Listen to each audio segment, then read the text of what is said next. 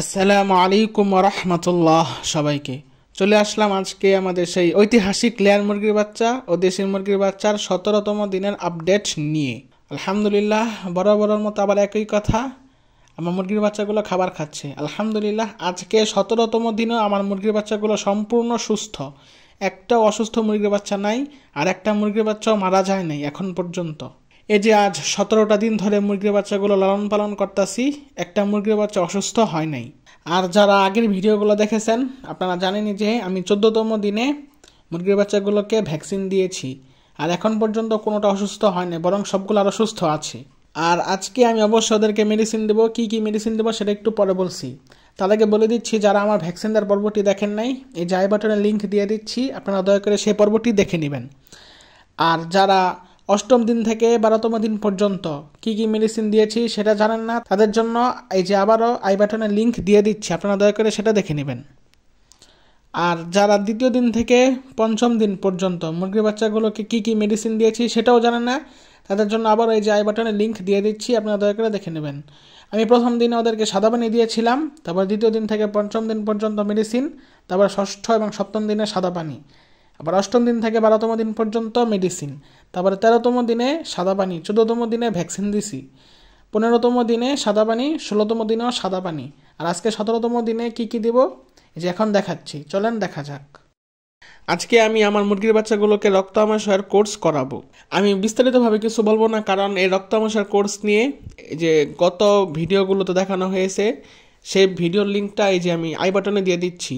মুরগির বাচ্চা পালন প্রশিক্ষণের পর্ব নাম্বার 5, এই ভিডিওটা দেখে নেবেন, তাহলে রক্ত আমাশয়ের ফুল কোর্স সম্পর্কে ধারণা পেয়ে যাবেন। ওখানে আমি বিস্তারিতভাবে আলোচনা করেছি, আর এই ভিডিওতে আমি সংক্ষিপ্তভাবে বলবো, মানে আপনাদের যতটুকু জানার দরকার ততটুকু বলবো।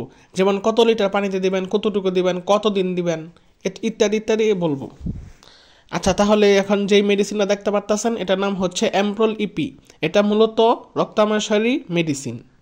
আমার মুরগির বাচ্চার এখন পর্যন্ত রক্ত আমাশয় হয় নাই, তবে এটা দিতেই হবে, কারণ মুরগির বাচ্চার বয়স যখন 14 দিন হয় তখনই মুরগির বাচ্চার রক্ত আমাশয় শুরু হয়। যেহেতু আমারগুলোর এখনও হয় নাই, তাই আমি এটা এখনই চালিয়ে রাখছি, কারণ ভবিষ্যতেও তো হতে পারে, বলা তো আর যায় না, মুরগির বাচ্চার তো কোনো ভরসা নাই। যদি আপনার মুরগির বাচ্চা রক্ত আমাশয় হয়েই যায়, তাহলে আপনারা এটা 1 লিটার পানিতে 1 গ্রাম দিবেন।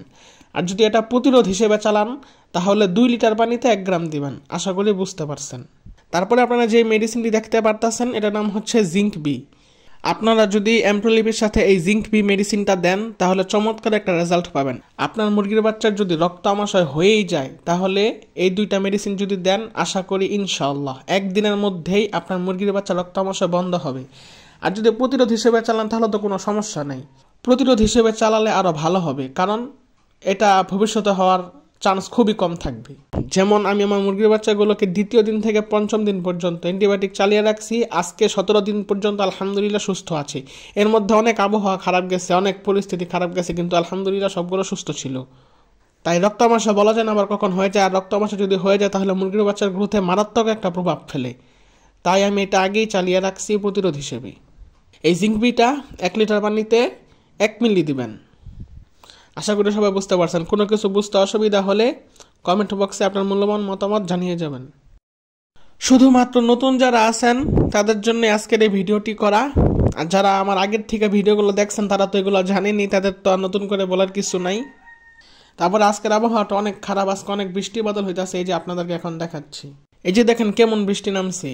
এই বৃষ্টির মধ্যে ভিজে আমি আপনাদেরকে আপডেটটা দিচ্ছি যে আমার মুরগির বাচ্চাগুলো কেমন আছে, কি করতেছে, কোনোটা অসুস্থ হলো কিনা, সবগুলো সুস্থ আছে কিনা, শুধুমাত্র এতটুকু দেখানোর জন্যই আপনাদেরকে আজকের আপডেটটা দিচ্ছি।